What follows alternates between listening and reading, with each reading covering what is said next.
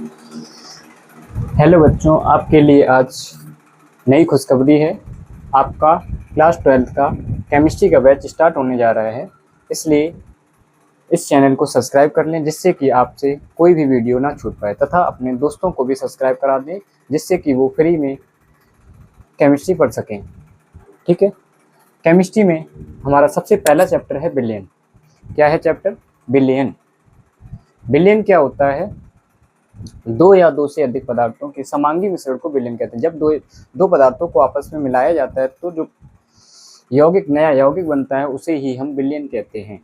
तो सबसे पहली हेडिंग हमारी रहेगी इस चैप्टर में विलयन। सबसे पहली हेडिंग भी रहेगी हमारी विलयन। तो विलयन में क्या लिखेंगे? विलयन में लिखेंगे दो या दो से अधिक पदार्थों के समांगी मिश्रण को विलयन कहते हैं। दो या दो से अधिक पदार्थों के समांगी मिश्रण को विलयन कहते हैं। क्या लिखेंगे? दो या दो से अधिक पदार्थों के समांगी मिश्रण को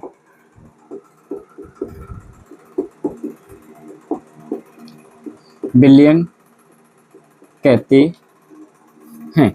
दो या दो से अधिक पदार्थों के समांगी मिश्रण को विलयन कहते हैं। जैसे नमक और पानी का घोल, चीनी और पानी का घोल। तो अब इसमें विलयन में क्या होता है? दो पदार्थ होते हैं, एक तो होता है विलेय पदार्थ, एक होता है विलायक। जैसे नमक और पानी का मिश्रण। अब नमक क्या किया जा रहा है? नमक को पानी में घोला जा रहा है, तो जिसको घोला जाए उसको हम कहते हैं विलेय, और जिसमें घोला जाता है उसको कहते हैं विलायक।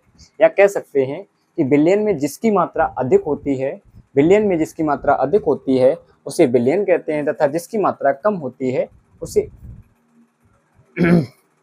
गलत हो गया। विलयन में जिसकी मात्रा अधिक होती है उसे विलायक कहते हैं, तथा जिसकी मात्रा कम होती है उसे विलेय पदार्थ कहते हैं। विलयन किसे कहते हैं? दो या दो से अधिक पदार्थों के समांगी मिश्रण को विलयन कहते हैं, और विलयन में जिसकी मात्रा कम होती है उसे विलेय पदार्थ कहते हैं, और जिसकी मात्रा अधिक होती है उसे विलायक कहते हैं। जैसे उदाहरण में देख सकते हैं, लिख लेंगे विलयन और विलायक में विलेय और विलायक लिख लेंगे। लिखेंगे विलयन में, पैराग्राफ छोड़ के लिखेंगे, विलयन में जिसकी मात्रा अधिक होती है उसे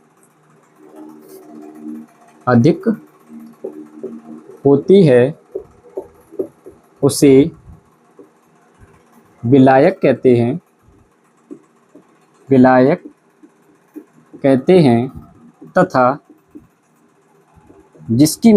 तथा जिसकी मात्रा कम होती है उसे विलेय कहते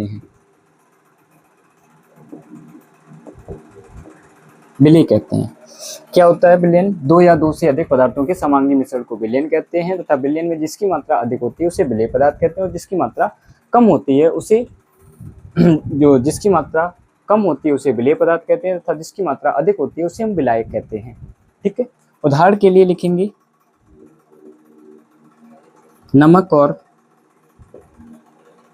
पानी का घोल,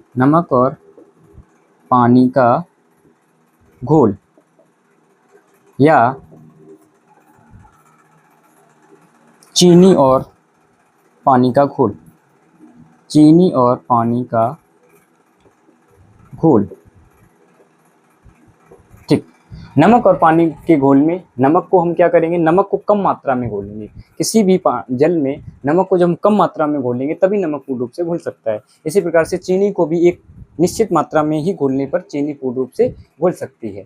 तो मतलब चीनी को कम घोला जाता है, अधिक पानी में चीनी की कम मात्रा को घोला जाता है, तथा नमक को भी अधिक पानी में नमक की कम मात्रा को घोला जाता है।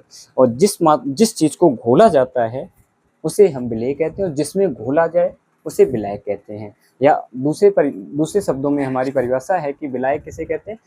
विलयन में जिसकी मात्रा अधिक होती है उसे विलायक कहते हैं, तथा जिसकी मात्रा कम होती है उसे विलेय कहते हैं। ये टॉपिक क्लियर हुआ विलयन।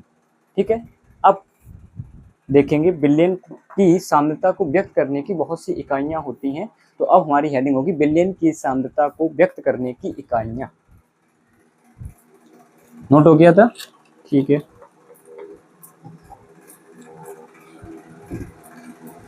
अब हेडिंग हमारी होगी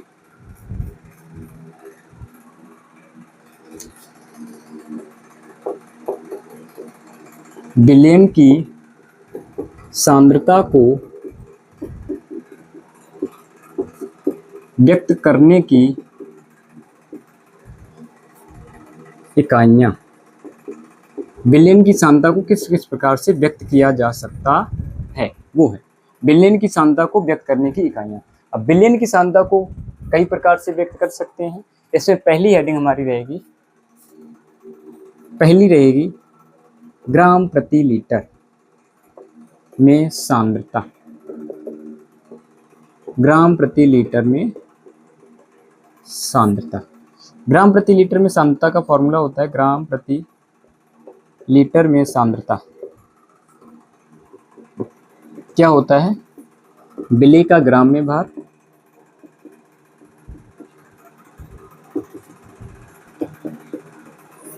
बटे विलयन का आयतन।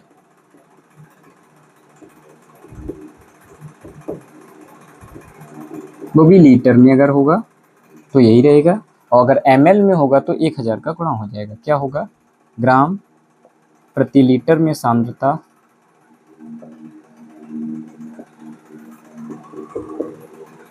क्या हो जाएगा, विलेय का ग्राम में भार, विलेय का ग्राम में भार बटे विलयन का आयतन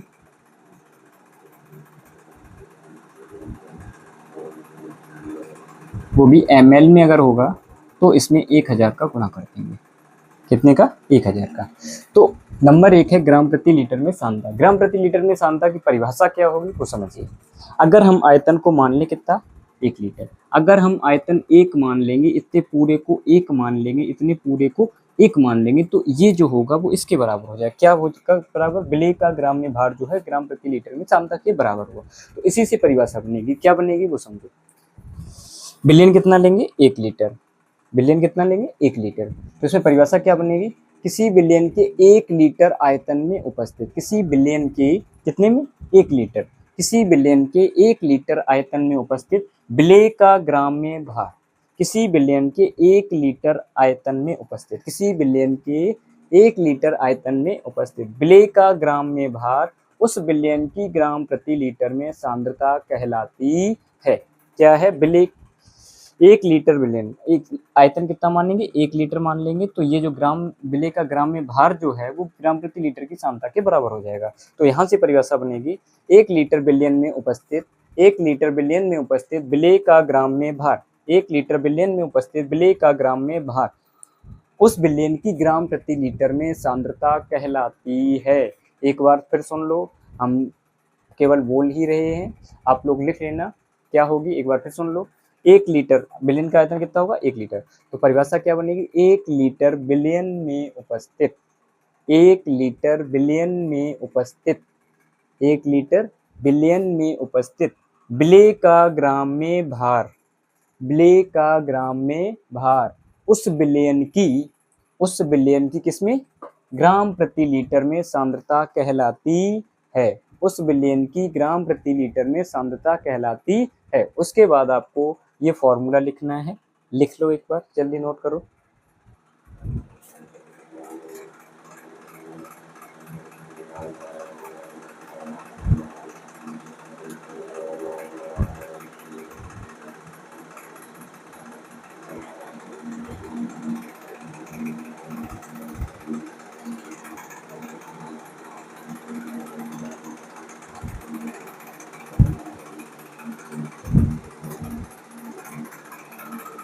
चलो आगे चलते हैं। सेकंड इसमें पॉइंट होता है, सेकंड हेडिंग है हमारी प्रतिशतता। ग्राम प्रति लीटर में सांद्रता हो गई। दूसरी हेडिंग है प्रतिशतता। ये किसकी हेडिंग चल रही है, विलयन की ग्राम प्रति, विलयन की सांद्रता को व्यक्त करने की इकाइयां हैं। पहली थी ग्राम प्रति लीटर में सांद्रता, दूसरी है हमारी प्रतिशतता। क्या है दूसरी, प्रतिशतता। प्रतिशतता। अब प्रतिशतता को भी तीन प्रकार से डिवाइड किया गया। सेकंड हेडिंग है हमारी प्रतिशतता। प्रतिशतता को भी तीन प्रकार से डिवाइड किया गया। नंबर एक है द्रव्यमान प्रतिशतता। द्रव्यमान प्रतिशतता क्या है समझो। द्रव्यमान प्रतिशतता का फॉर्मूला होता है द्रव्यमान प्रतिशतता, इसको स्मॉल w सफिक्स में a मान सकते हैं, बटे में कैपिटल W, और परसेंटेज प्रतिशतता है तो परसेंटेज से प्रदर्शित करते हैं। इसमें क्या होता है, स्मॉल w क्या है, विलेय का ग्राम में भार। द्रव्यमान, द्रव्यमान मतलब ऊपर भी द्रव्यमान नीचे भी द्रव्यमान। द्रव्यमान का मतलब हुआ ऊपर भी द्रव्यमान नीचे भी द्रव्यमान। बस ऊपर द्रव्यमान रहेगा विलेय का, नीचे रहेगा विलयन का। ऊपर विलेय का रहेगा, नीचे विलयन का। द्रव्यमान प्रतिशतता का फॉर्मूला होता है विलेय का ग्राम में भार। विलेय का ग्राम में, या विलेय का द्रव्यमान कह सकते हैं। विलेय का द्रव्यमान किसमें, ग्राम में। विलेय का द्रव्यमान ग्राम में बटे विलयन का द्रव्यमान, बटे विलयन का द्रव्यमान, वो भी ग्राम में, किलोग्राम में भी हो सकता है। और गुणा परसेंटेज है तो 100 का गुणा करेंगे। परसेंटेज के लिए 100 का गुणा कर देंगे। अब इसमें क्या करेंगे, इसमें बिलियन के द्रव्यमान को हम कितना मान लेंगे, 100 मान लेंगे। अगर हम 100 मानेंगे तो 100 से ये वाला 100 कैंसिल हो जाएगा, तो विलेय का जो द्रव्यमान है वो द्रव्यमान प्रतिशतता के बराबर हो जाएगा। कब होगा, जब बिलियन का आयतन कितना होगा, 100 ग्राम। तो क्या होगा, 100 से 100 कट जाएगा, विलेय का द्रव्यमान जो होगा वो द्रव्यमान प्रतिशतता के बराबर हो जाएगा। समझिए क्या है द्रव्यमान प्रतिशतता क्या है। इसको कितना मानेंगे, 100 मान लेंगे। कितना मानेंगे, 100। अब कितना है, 100 ग्राम है, तो इसमें क्या लिखेंगे, 100 ग्राम विलयन में उपस्थित। 100 ग्राम विलयन में उपस्थित, 100 ग्राम विलयन में उपस्थित क्या, विलेय का ग्राम में द्रव्यमान। विलेय का किसमें, ग्राम में द्रव्यमान। विलेय का ग्राम में द्रव्यमान उस विलयन की द्रव्यमान प्रतिशतता कहलाती है। उस विलयन की द्रव्यमान प्रतिशतता कहलाती है। द्रव्यमान प्रतिशतता किसे कहते हैं, एक बार फिर सुन लो।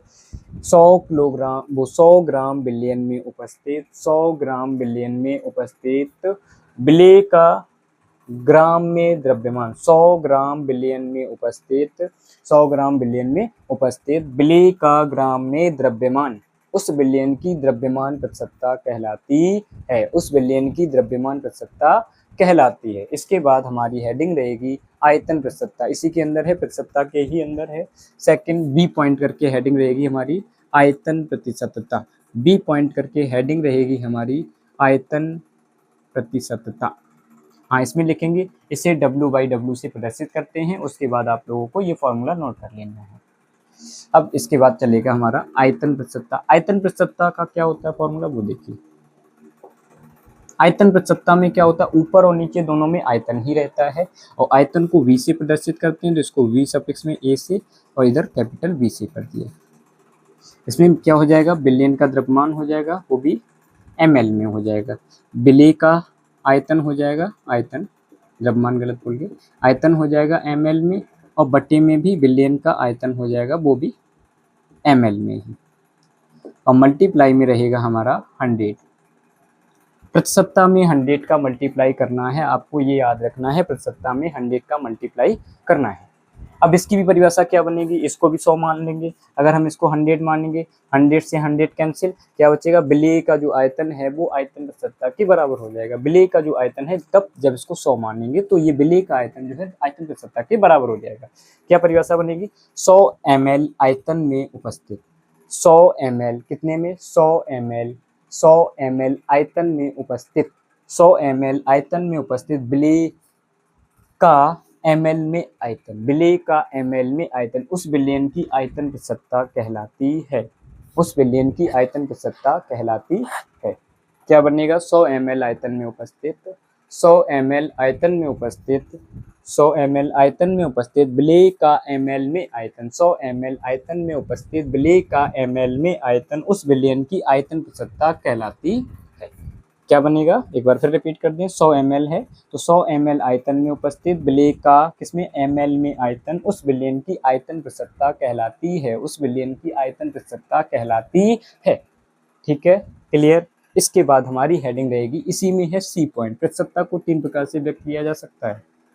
सी पॉइंट क्या है, द्रव्यमान आयतन प्रतिशतता।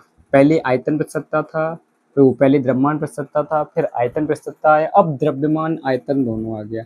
द्रव्यमान आयतन प्रतिशतता, द्रव्यमान आयतन प्रतिशतता। अब द्रव्यमान आयतन प्रतिशतता से पता चल रहा है कि पहले द्रव्यमान आएगा उसके बाद आयतन आएगा।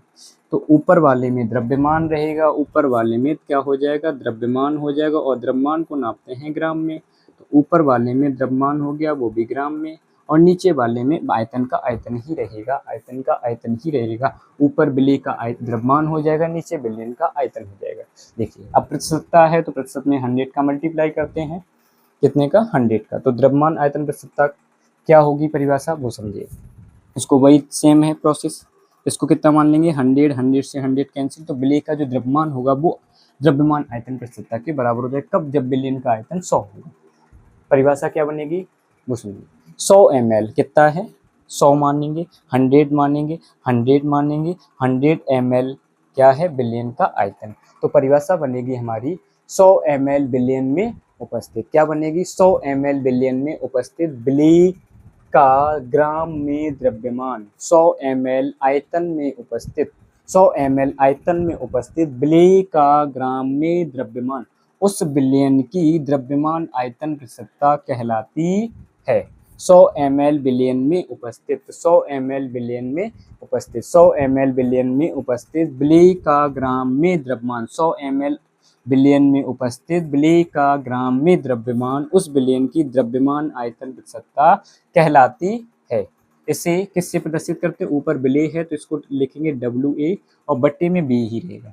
इसे किससे प्रदर्शित करते हैं, इसे WAY कैपिटल V परसेंटेज से प्रदर्शित करते हैं, इसे WAY कैपिटल V परसेंटेज से प्रदर्शित करते हैं।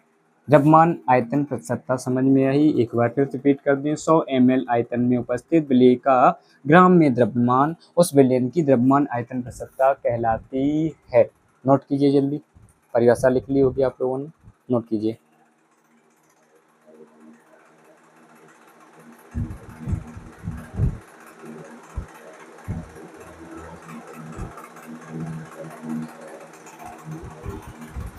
चलो ये टॉपिक हो गया। अब आपका चलता है, पहला क्या था, ग्राम प्रति लीटर में सांद्रता, दूसरी क्या थी, प्रतिशतता। प्रतिशतता के ही अंदर 3 टॉपिक थे, अब तीसरी क्या आ रही है,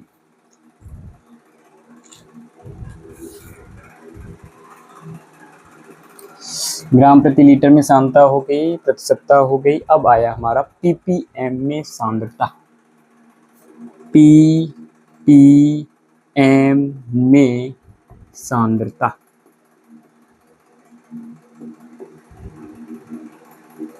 ppm का फुल फॉर्म होता है पार्ट पर मिलियन, पार्ट पर मिलियन। अब 1 मिलियन में क्या होता है, 1 मिलियन में कितने जीरो होते हैं पता है ना, 1 मिलियन में कितने जीरो होते हैं, 1 2 3 4 5 6 जीरो होते हैं। इसको हम 10 की घात 6 लिख सकते हैं, 6 जीरो होते हैं तो 6 लिख सकते हैं 10 की घात कितने, 6 जीरो होते हैं तो 10 की घात 6 लिख सकते हैं इसको, 1 मिलियन को। तो इसी से बना है पार्ट पर मिलियन, मतलब हर पार्ट में 1 मिलियन का मल्टीप्लाई किया जाए, हर पार्ट में 1 मिलियन का मल्टीप्लाई किया जाए, वो ppm में सांद्रता कहलाती है। फॉर्मूला देखिए ppm में सांद्रता का क्या होता है, ppm में सांद्रता का फॉर्मूला समझिए क्या होता है, ppm में सांद्रता का फॉर्मूला, ppm में सांद्रता क्या होता है। अब इसमें द्रव्यमान भी ले सकते हैं, आयतन भी ले सकते हैं, मतलब कोई भी पार्ट ले सकते हैं, द्रव्यमान ले लो, आयतन ले लो, कुछ भी ले लो। अभी हम द्रव्यमान, अगर द्रव्यमान ले रहे तो ऊपर भी द्रव्यमान होगा, नीचे भी द्रव्यमान, आयतन होगा तो ऊपर भी आयतन होगा, नीचे भी आयतन होगा। अगर हम द्रव्यमान ले तो क्या होगा, विलेय का द्रव्यमान और बट्टे में विलयन का द्रव्यमान, विलयन का द्रव्यमान।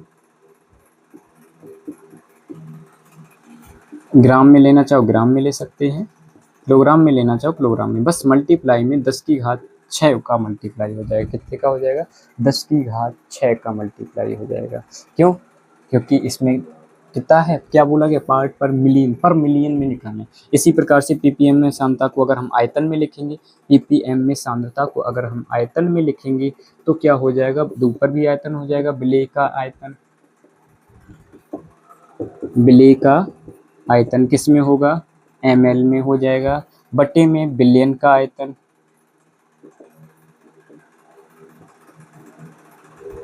ये भी ml में हो जाएगा, बस मल्टीप्लाई में क्या हो जाएगा, पार्ट पर मिलियन में 10⁶ का मल्टीप्लाई करते हैं, पार्ट पर मिलियन में 10⁶ का मल्टीप्लाई करते हैं। ठीक है, इसमें द्रव्यमान भी ले सकते हैं, आयतन भी ले सकते हैं, जो आ जाएगा वो ले सकते हैं। तो ठीक है, इसकी परिभाषा कैसे बनेगी वो समझिए, इसकी डेफिनेशन कैसे बनेगी वो समझिए। अगर हम नीचे वाले को 10⁶ ले लें, 10⁶ ले लें तो 10⁶ से 10⁶ कैंसिल हो जाएगा, ये आ जाएगा। अब द्रव्यमान होगा तो द्रव्यमान आएगा, अब आयतन होगा तो आयतन आएगा। तो हम क्या करेंगे, ना तो द्रव्यमान कहेंगे ना हम आयतन कहेंगे, हम एक शब्द यूज करेंगे, भाग। क्या शब्द यूज करेंगे, भाग। ठीक है, कैसे बनेगी परिभाषा वो समझिए। किसी बिलियन की एक परिभाषा क्या बनेगी, किसी बिलियन की 10⁶, किसी बिलियन की 10⁶ भागों में उपस्थित, किसी बिलियन की 10⁶ भागों में उपस्थित, किसी बिलियन के 10⁶ भागों में उपस्थित विलेय का भाग जो है, विलेय का भाग जो है 10⁶ भागों में उपस्थित विलेय का भाग जो है वो उस बिलियन में ppm में सांद्रता, उस बिलियन की ppm में सांद्रता कहलाती है, उस बिलियन की ppm में सांद्रता कहलाती है। अथवा करके दूसरी परिभाषा इस प्रकार से लिख सकते हैं, क्या बन सकती है, एक बार समझ लें अच्छे से, क्या बन सकती है।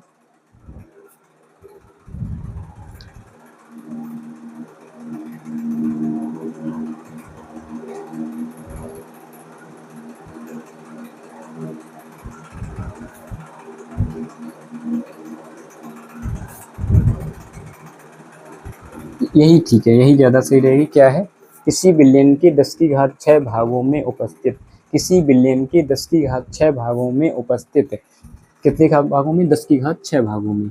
तो किसी बिलियन के 10⁶ भागों में उपस्थित विलेय के भागों की संख्या, किसी बिलियन के 10⁶ भागों में उपस्थित विलेय के भागों की संख्या जो है उस बिलियन में ppm में सांद्रता के बराबर होती है, ये कह सकते हैं। उस बिलियन के ppm में सांद्रता के बराबर होती है, कब, बिलियन का आयतन जो है 10⁶ हो तब। तो क्या परिभाषा बनेगी, किसी बिलियन के 10⁶ भागों में उपस्थित, किसी बिलियन के 10⁶ भागों में उपस्थित, किसी बिलियन के 10⁶ भागों में उपस्थित विलेय के भागों की संख्या, विलेय के भागों की संख्या, विलेय के भागों की संख्या उस बिलियन की ppm में सांद्रता कहलाती है, उस बिलियन की ppm में सांद्रता कहलाती है। द्रव्यमान और आयतन दोनों लिख लीजिए, द्रव्यमान वाला भी फॉर्मूला लिख लीजिए, आयतन वाला भी फॉर्मूला लिख लीजिए, लिखिए।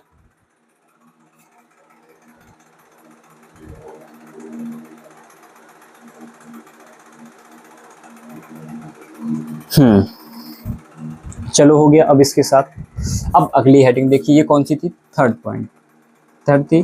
पहली हो गई ग्राम प्रति लीटर में सांद्रता, दूसरी हो गई प्रतिशतता, तीसरी हो गई ppm में सांद्रता, ये थी तीसरा पॉइंट। अब आता है चौथा पॉइंट, चौथी हेडिंग क्या है वो समझिए।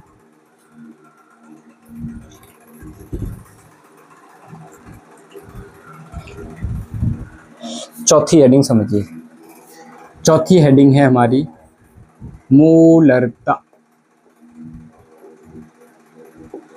मोलरता की परिभाषा इसी से पता चल जाती है। आगे शब्द आ रहा है मोल, आगे कौन सा शब्द आ रहा है, मोल। मोलरता वाले में मोल शब्द आएगा, मतलब ऊपर मोलों की संख्या रहेगी। इसी प्रकार से मोललता होता है, मोललता में भी आगे मोल आ रहा है, उसमें भी मोलों की संख्या ऊपर रहती है। तो मोलरता की परिभाषा क्या होती है वो समझिए।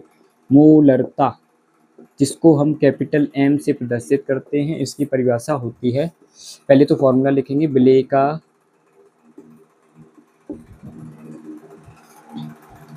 विलेय के मोलों की संख्या, मूल शब्द है तो विलेय के मोलों की संख्या,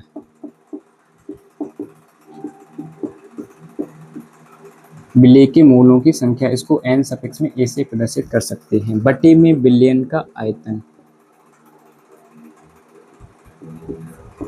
बिलियन का आयतन, जिसमें अगर लीटर में होगा तो लीटर में ये लिख दिया जाएगा, और ml में होगा तो यहाँ ml लिख के 1000 का मल्टीप्लाई कर दिया जाएगा। ये सूत्र होता है मोलरता का, मोलरता बराबर होता है विलेय के मोलों की संख्या बटे में बिलियन का आयतन। इसको हम बी से प्रदर्शित करते हैं, बिलियन का आयतन बटे में बिलियन का आयतन। अगर हम क्या करने, आयतन को 1 लीटर मान लें तो मोलों की संख्या जो होगी वो मोलरता के बराबर हो जाएगी। अगर हम बिलियन का आयतन कितना मान लें, 1 लीटर मान लें, तो यहीं से परिभाषा बन जाएगी, क्या बनेगी, 1 लीटर बिलियन में उपस्थित, ये कितना मान लिया, बिलियन का आयतन 1 मान लिया, तो 1 लीटर बिलियन में उपस्थित क्या, विलेय के मोलों की संख्या, 1 लीटर बिलियन में उपस्थित विलेय के मोलों की संख्या उस बिलियन की मोलरता कहलाती है। क्या परिभाषा बनी, समझ में आई। अगर हम आयतन 1 मान रहे हैं तो जो ऊपर वाली संख्या है वो सामने वाली के बराबर हो जाएगी, तो हम नीचे वाला जब 1 मानेंगे तो परिभाषा क्या बनेगी, लिख लो, लिखना हो तो क्या बनेगी, 1 लीटर बिलियन में उपस्थित, 1 लीटर बिलियन में उपस्थित विलेय के मोलों की संख्या, 1 लीटर बिलियन में उपस्थित विलेय के मोलों की संख्या को उस बिलियन की मोलरता कहते हैं। 1 लीटर बिलियन में उपस्थित विलेय के मोलों की संख्या को उस बिलियन की मोलरता कहते हैं। क्या बनेगी, 1 लीटर बिलियन में उपस्थित विलेय के मोलों की संख्या को उस बिलियन की मोलरता कहते हैं। इसे किससे प्रदर्शित करते हैं, इसे कैपिटल एम से प्रदर्शित करते हैं। इसका फॉर्मूला क्या होगा, मोलरता बराबर विलेय के मोलों की संख्या बटे में बिलियन का आयतन, वो भी किसमें है अभी, लीटर में। अब मोलों की संख्या का फॉर्मूला एक होता है, मोलों की संख्या का फॉर्मूला होता है, मोलों की संख्या बराबर होता है, इसको हम एन सफिक्स में ए से प्रदर्शित कर सकते हैं, विलेय के मोलों की संख्या, इसलिए तो विलेय के मोलों की संख्या का फॉर्मूला हो जाएगा विलेय का ग्राम में भार, विलेय का ग्राम में भार, या कह सकते हैं द्रव्यमान, तो हमने इसको लिख लिया डब्ल्यू सफिक्स में ए, बटे में अणुभार होता है, इसको हमने लिख लिया एम सफिक्स में ए, अणुभार मतलब मास, एटॉमिक मास, इसलिए एम सफिक्स में ए मानते हैं। तो यहाँ से परिभाषा शॉर्ट में निकल के आएगी, एम बराबर, इसको क्या लिख लिया, मोलों की संख्या को एन ए को लिख लिया डब्ल्यू ए बटे एम ए, तो ऊपर तो डब्ल्यू ए बचा, नीचे हमारा एम ए आ गया। इस परिभाषा से ही इसको एन ए का मान डब्ल्यू ए ऊपर है, एम ए नीचे है, तो डब्ल्यू ए ऊपर कर दिया, एम ए नीचे कर दिया। आयतन को वी ही लिखा, लेकिन अगर ये लीटर में रहेगा तो कोई फर्क नहीं पड़ेगा, मतलब इतना ही हो जाएगा, और एम एल में होगा तो इसमें 1000 का गुणा कर दिया जाएगा।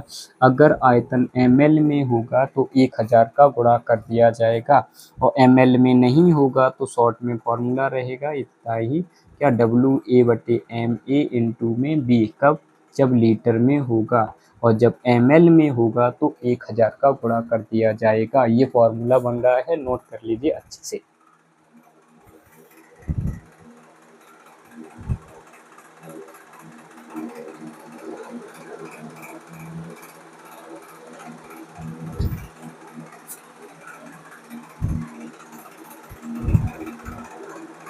हो गया, चलो ठीक है। मोलरता के बाद आता है 5वां पॉइंट है हमारा, मोलरता के बाद 5वां पॉइंट है हमारा नॉर्मलता।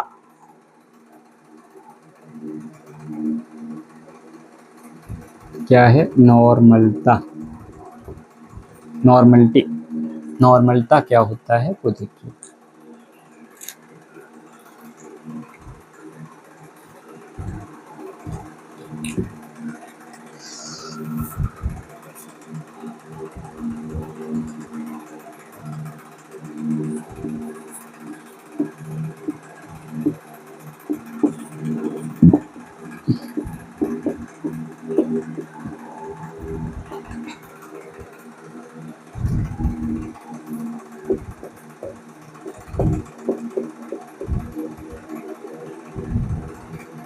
नॉर्मलता का फॉर्मूला ये होता है, कैपिटल एन से प्रदर्शित किया जाता है। नॉर्मलता बराबर होता है विलेय के तुल्यांकों की संख्या बटे बिलियन का आयतन, किसमें, लीटर में, तुल्यांकों की संख्या बटे में बिलियन का आयतन लीटर में।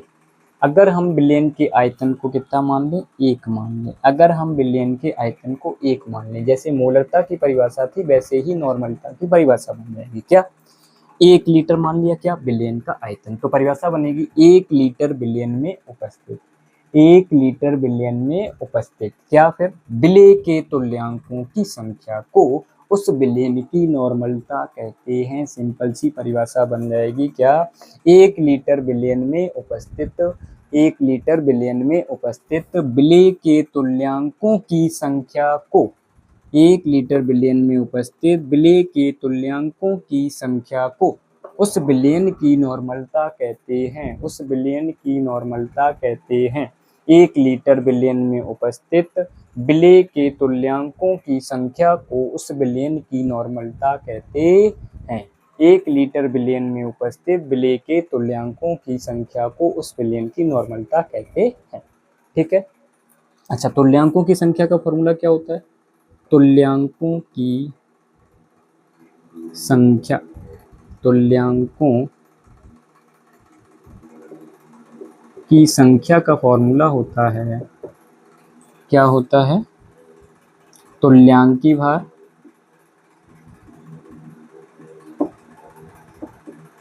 जिसको हम कैपिटल ई से प्रदर्शित करेंगे बटे अणुभार, वही एम सफिक्स में ए। तो इसका फॉर्मूला क्या बनेगा? कैपिटल एन बराबर कैपिटल ई अपॉन में एम सफिक्स में ए इंटू में आयतन को वी। अगर ml में होगा वही सेम है, 1000 का मल्टीप्लाई कर दिया जाएगा, और लीटर में होगा तो 1000 का मल्टीप्लाई नहीं करेंगे, ये बन जाएगा। लीटर में होगा तो इतना ही बनेगा, और ml में होगा तो 1000 का गुणा कर देंगे। बात समझ में आई? ठीक है। अच्छा, नॉर्मलता वाला टॉपिक नोट हो गया। चलो, अब इसके बाद आता है 5वें के बाद 6वां पॉइंट है हमारा, क्या है? मूललता। मूललता, मूललता। अभी था हमारा मूलरता, अब है मूललता। इसमें भी मूल आ रहा है, मतलब मूलों की संख्या लिखी जाएगी। मूललता का फॉर्मूला क्या होता है? मूललता को स्मॉल m से प्रदर्शित करते हैं। मूललता का फॉर्मूला मतलब मोलों की संख्या रहेगी, ऊपर सेम है, विलेय के मोलों की संख्या।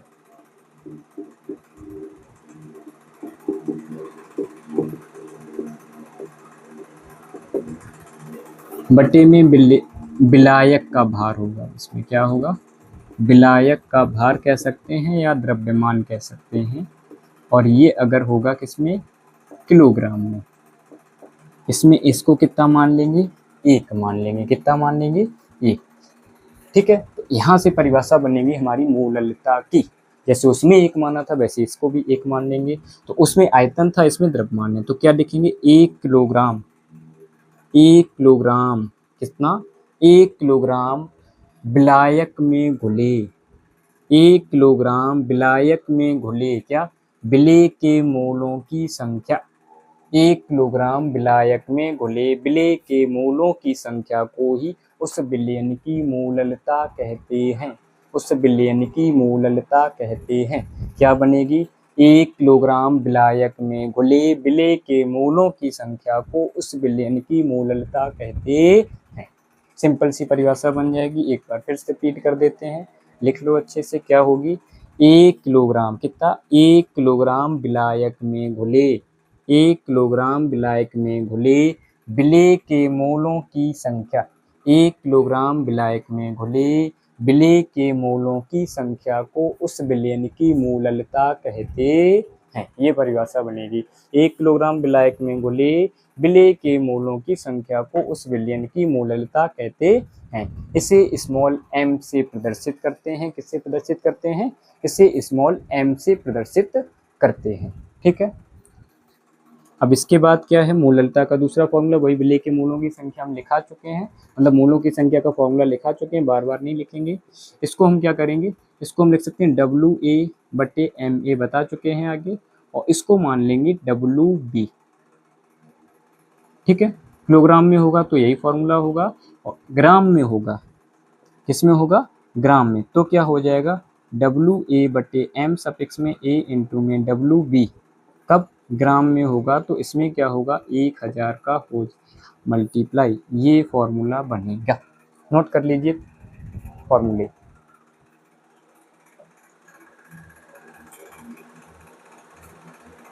फॉर्मूले नोट कीजिए।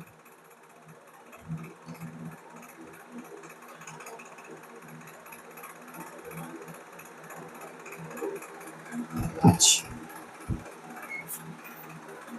नोट हो गए। मोललता हो गया, मोलरता हो गया, नॉर्मलता हो गया। अब आता है आपका फॉर्मलता। इसे स्मॉल m से प्रदर्शित करते हैं। अब आता है फॉर्मलता।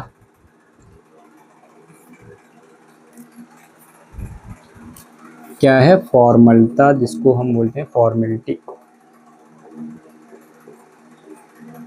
फॉर्मलता, फॉर्मलता का फॉर्मूला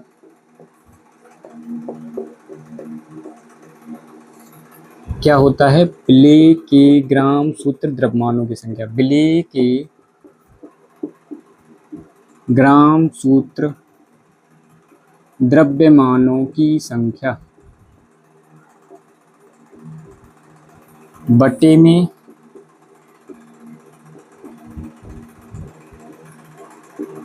बिलियन का आयतन। वो भी किस में होगा? हमारा लीटर में। विलेय के ग्राम सूत्र द्रव्यमानों की संख्या बटे में बिलियन का आयतन। सिंपल परिभाषा बन जाएगी। आप लोग अब इतनी बार देख चुके हो, सुन चुके हो, इसकी परिभाषा भी बना सकते हो। नहीं बना सकते तो बता, बिल्कुल सिंपल सी है। बिलियन का आयतन कितना मानेंगे? 1 लीटर मानेंगे। कितना मानेंगे? 1 लीटर। तो बिलियन के, वो ऐसे लिखें, किसी बिलियन के 1 लीटर, किसी बिलियन के 1 लीटर आयतन में उपस्थित, किसी बिलियन के 1 लीटर आयतन में उपस्थित क्या? विलेय के ग्राम सूत्र द्रव्यमानों की संख्या। किसी बिलियन के 1 लीटर आयतन में उपस्थित, किसी बिलियन के 1 लीटर आयतन में उपस्थित विलेय के ग्राम सूत्र द्रव्यमानों की संख्या, विलेय के ग्राम सूत्र द्रव्यमानों की संख्या को उस बिलियन की फॉर्मलता कहते हैं, को उस बिलियन की फॉर्मलता कहते हैं। एक बार फिर सुन लो, क्या होता है? बिलियन का आयतन मान लेंगे 1 लीटर, तो विलेय के ग्राम शुद्ध द्रव्यमानों की संख्या जो है वो फॉर्मलता के बराबर हो जाएगी, और इसको हम प्रदर्शित करते हैं कैपिटल एफ से।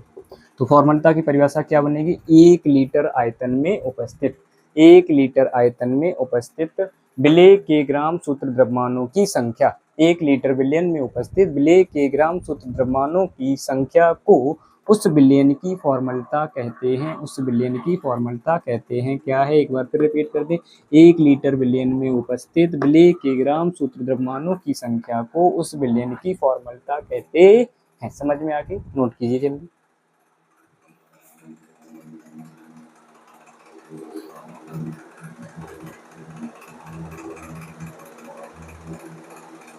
नोट हो गया? अच्छा, अब देखिए, नॉर्मलता, मोलरता, मोललता, फॉर्मलता ये हो गई। अब आपका लास्ट टॉपिक है, ये कौन सा पॉइंट था? लोग पॉइंट भी भूल गए, जो भी होगा अगला नंबर है। अगला पॉइंट है हमारा, नंबर आप अपने हिसाब से देख लेना, हमें याद नहीं है कौन सा नंबर है। लास्ट टॉपिक है सांद्रता को व्यक्त करने वाला, मूल प्रभाज। इसको हम मूल अंश भी कहते हैं, मूल प्रभाज अथवा मूल अंश, मूल प्रभाज अथवा मूल अंश। इनकी 2 परिभाषाएं बनती हैं। क्या बनती है? एक तो विलेय का मूल प्रभाज होता है, विलेय का मूल प्रभाज, जिसको हम प्रदर्शित करते हैं x सफिक्स में a से। इसमें फॉर्मूला होता है Na बटे में Na प्लस, या पहले वैसे लिखें, क्या होता है? विलेय के मूलों की संख्या, विलेय के मूलों की संख्या बटे में क्या होता है? कुल मूलों की संख्या।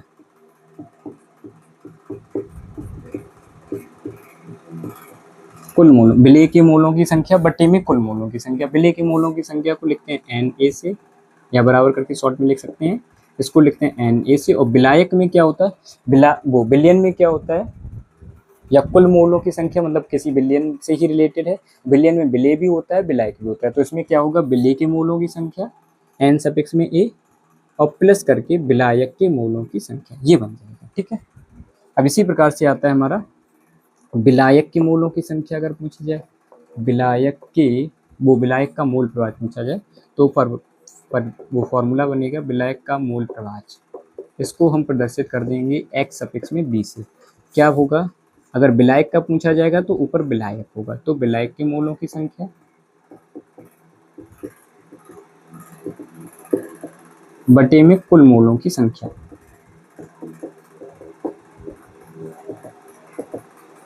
ठीक, विलायक के मोलों की संख्या बटे में कुल मोल। अब विलायक के मोलों की संख्या ऊपर रखी जाएगी, मतलब n सफिक्स में भी ऊपर रखा जाएगा, नीचे वही सेम रहेगा Na plus NB, Na plus NB। देखिए अब इससे परिभाषा क्या बन रही, मूल प्रभाज अथवा मूल अंश की।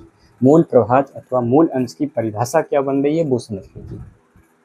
क्या होता है मूल प्रभाज अथवा मूल अंश, ऊपर क्या है, विलेय के मूलों की संख्या बटे में कुल मूलों की संख्या। इसमें क्या है, विलायक के मूलों की संख्या बटे में कुल मूलों की संख्या। विलयन में क्या क्या है, विलेय है और विलायक है, दो चीजों का निकालेंगे मूल प्रभाज। तो क्या लिखेंगे इसमें, किसी विलयन में उपस्थित, किसी विलयन में उपस्थित क्या है, किसी विलयन में उपस्थित विलेय या विलायक, किसी विलयन में उपस्थित विलेय या विलायक, विलेय या विलायक, किसी विलयन में उपस्थित विलेय या विलायक के मूलों की संख्या, किसी विलयन में उपस्थित विलेय या विलायक, पहले विलेय फिर विलायक, किसी विलयन में विलेय या विलायक के मूलों की संख्या, और बटे में क्या है, कुल मूलों की संख्या। सीधा कर देंगे तो क्या है, किसी विलयन में उपस्थित विलेय या विलायक के मूलों की संख्या तथा कुल मूलों की संख्या का अनुपात, किसी विलयन में उपस्थित विलेय या विलायक के मूलों की संख्या, विलेय या विलायक के मूलों की संख्या तथा कुल मूलों की संख्या का अनुपात, किसी विलयन में विलेय या विलायक के मूलों की संख्या तथा कुल मूलों की संख्या का अनुपात। उस विलयन में क्या, विलेय या विलायक, उस विलयन में विलेय या विलायक का मूल प्रभाज कहलाता है, उस विलयन में विलेय या विलायक का मूल प्रभाज कहलाता है। जब विलेय का मूल प्रभाज पूछा जाएगा तो विलेय के मूलों की संख्या ऊपर होगी, जब विलायक का पूछा जाएगा तो विलायक के मूलों की संख्या ऊपर होगी। परिभाषा एक बार फिर सुन लो, क्या है, किसी विलयन में विलेय या विलायक के मूलों की संख्या, किसी विलयन में विलेय या विलायक के मूलों की संख्या तथा कुल मूलों की संख्या का अनुपात, किसी विलयन में विलेय या विलायक के मूलों की संख्या तथा कुल मूलों की संख्या का अनुपात उस विलयन में विलेय या विलायक का मूल प्रभाज अथवा मूल अंश कहलाता है। नोट कीजिए, इसके बाद ये दोनों फॉर्मूले होते हैं, विलेय के मूलों की संख्या ये होती है, विलायक के मूलों की संख्या ये होती है। इस प्रकार से हमारे विलयन की सांद्रता की इकाइयां हैं। विलयन की सांद्रता की इकाइयां, क्वेश्चन आया था 2024 में आया था, विलयन किसे कहते हैं तथा विलयन की सांद्रता को व्यक्त करने की इकाइयां बताइए। तो विलयन किसे कहते हैं वो आपको पता है, दो या दो से अधिक पदार्थों के समांगी मिश्रण को विलयन कहते हैं। विलयन में जिसकी मात्रा अधिक होती है उसे विलेय कहते हैं तथा जिसकी मात्रा अधिक होती है उसे विलायक कहते हैं तथा जिसकी मात्रा कम होती है उसे विलेय कहते हैं। और सांद्रता को, विलयन की सांद्रता को व्यक्त करने की इकाइयां निम्नलिखित हैं, ऐसे करके लिख सकते हैं। सबसे पहले हमने कौन सी बताई, ग्राम प्रति लीटर में सांद्रता। दूसरी हमारी है प्रतिशतता, प्रतिशतता के भी 3 टॉपिक होते हैं। अगर केवल पूछा जाए पॉइंट लिखने के लिए तो पहला हम लिखेंगे ग्राम प्रति लीटर में सांद्रता, दूसरी प्रतिशतता है, तीसरी है ppm में सांद्रता, फिर मोलरता है चौथी, फिर नॉर्मलता है, नॉर्मलता के बाद आ गई हमारी मोललता है, फिर फॉर्मलता है, फिर मूल प्रभाज अथवा मूल अंश है। टोटल 8 इकाइयां हैं किसको व्यक्त करने की, विलयन की सांद्रता को व्यक्त करने की टोटल 8 इकाइयां हैं। इस प्रकार से लिखी जाएंगी 8 इकाइयां ये, ठीक है, नोट कीजिए।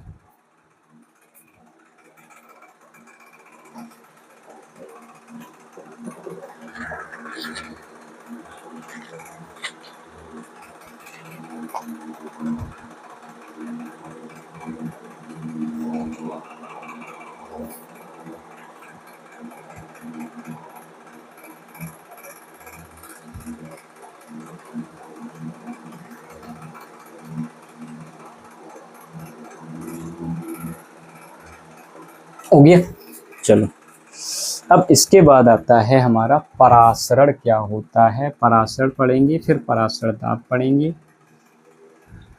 पहले क्या पढ़ेंगे, परासरण, फिर पढ़ेंगे परासरण दाब। देखिए पहले समझिए परासरण क्या होता है और परासरण दाब क्या होता है।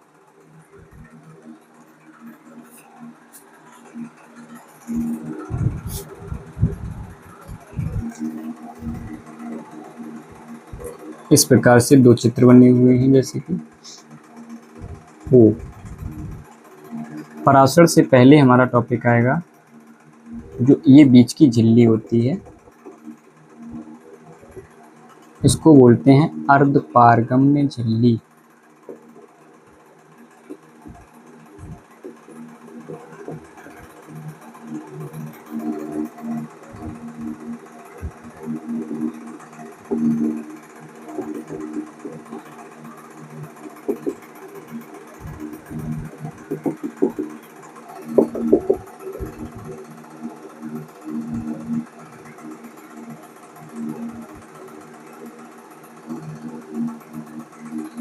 ये है अधिक सांद्रता का विलयन,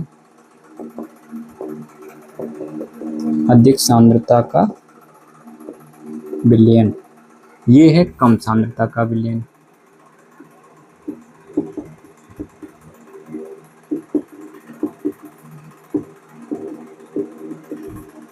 और ये बीच में इसके लगाई जाती है अर्धपारगम्य झिल्ली। तो सबसे पहले हमें तो पता होना चाहिए कि अर्धपारगम्य झिल्ली क्या होती है।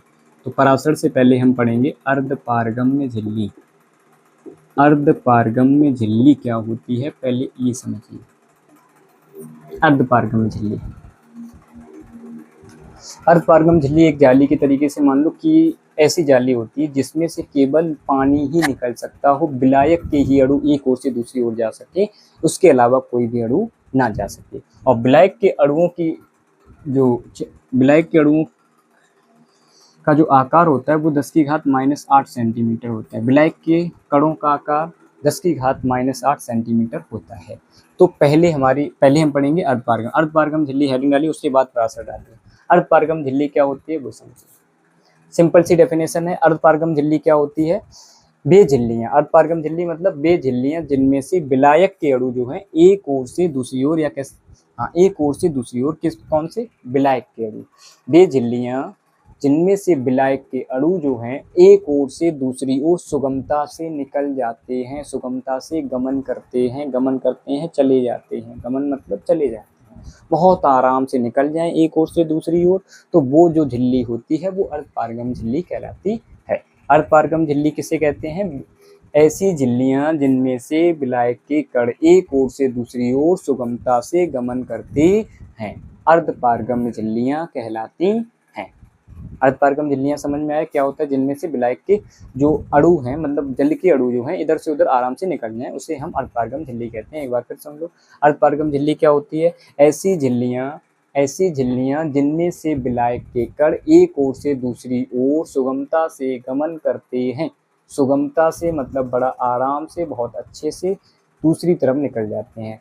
ऐसी झिल्लियां जिनमें से विलायक के कण एक ओर से दूसरी ओर सुगमता से गमन करते हैं, अर्धपारगम झिल्लियां कहलाती हैं।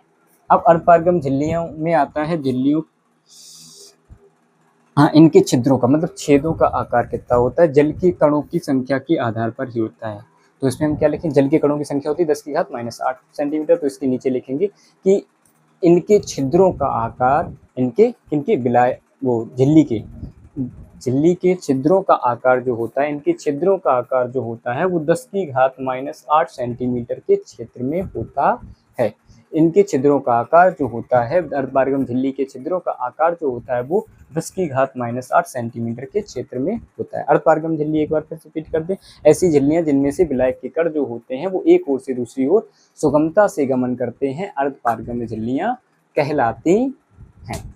और इनके छिद्रों का आकार 10⁻⁸ सेंटीमीटर के क्षेत्र में होता है। ठीक है, अब हमारा टॉपिक था परासरण। परासरण क्या होता है? इसमें क्या होता है? विलायक के कण अर्धपारगम झिल्ली से क्या जाते हैं? विलायक के कण जाते हैं। अब विलायक के कण निकलेंगे किससे वो समझिए। जिनकी सांद्रता कम होगी, सांद्रता का मतलब होता है गाढ़ापन, जो कम गाढ़ा होगा, सांद्रता का मतलब होता है गाढ़ापन, जो कम गाढ़ा होगा उनमें से जल का अणु निकाल सकते हैं, उनमें से पानी को छान के अलग कर सकते हैं। अब जो बहुत ज्यादा गाढ़ा हो गया उसमें से पानी निकलेगा नहीं। तो इसमें क्या होता है? परासरण बस वही क्रिया होती है कि जो कम गाढ़ा होता है उसमें से जल के अणु जो होते हैं किससे होकर के अर्धपारगम झिल्ली से अधिक वाली की ओर चले जाते हैं। ये क्रिया जो होती है वो परासरण कहलाती है। सुन लो क्या होती है परासरण की क्रिया, परिभाषा सुनिए ध्यान से। क्या होती है परासरण? जब विलायक के अणु, किसके? विलायक के मतलब जल के अणु। जब विलायक के अणु किसके द्वारा? अर्धपारगम झिल्ली के द्वारा। जब विलायक के अणु अर्धपारगम झिल्ली के द्वारा कम सांद्रता वाले विलयन से अधिक सांद्रता वाले विलयन की ओर निकल जाते हैं और गमन करते हैं। क्या होता है, जब विलायक के अणु जो हैं, जब विलायक के अणु कम सांद्रता वाले विलयन से अधिक वो अर्धपारगम झिल्ली से होकर, जब विलायक के अणु अर्धपारगम झिल्ली से होकर कम सांद्रता वाले विलयन से अधिक सांद्रता वाले विलयन की ओर गमन करते हैं या विलयन की ओर निकल जाते हैं, चले जाते हैं, तो वह यह घटना जो होती है वो परासरण कहलाती है। परासरण क्या होती है, जब क्या होता है, जब कम सांद्रता वाले विलयन से अर्धपारगम झिल्ली के द्वारा विलायक के कण जो हैं अधिक सांद्रता वाले विलयन की ओर चले जाते हैं, तो यह घटना या कह सकते हैं यह प्रक्रिया ही परासरण कहलाती है। यह प्रक्रिया ही परासरण कहलाती है। समझ में आई? अब इसके बाद आती है हमारा टॉपिक आता है परासरण दाब। परासरण दाब आता है। क्या आता है? परासरण दाब क्या होता है वो समझिए। बिल्कुल सेम है। अब इसके लिए चित्र थोड़ा ऐसे कर देंगे, यहाँ पर 2 पिस्टन जोड़ दी जाएंगी जिससे कि हम इसको रोक सकें। P1 मान ली, इधर हमने P2 मान लिया। ठीक है। अब इसमें क्या है, वही बिल्कुल उसी प्रकार से है। क्या लिखेंगे, जब विलयन को, किसको, विलयन को विलायक से, किसके द्वारा, अर्धपारगम झिल्ली के द्वारा। अब हमने मान लिया कि इधर जल भरा हुआ है। क्या भरा है? जल भरा हुआ है, विलायक है केवल, और कुछ नहीं है, और ये विलयन है। ठीक है।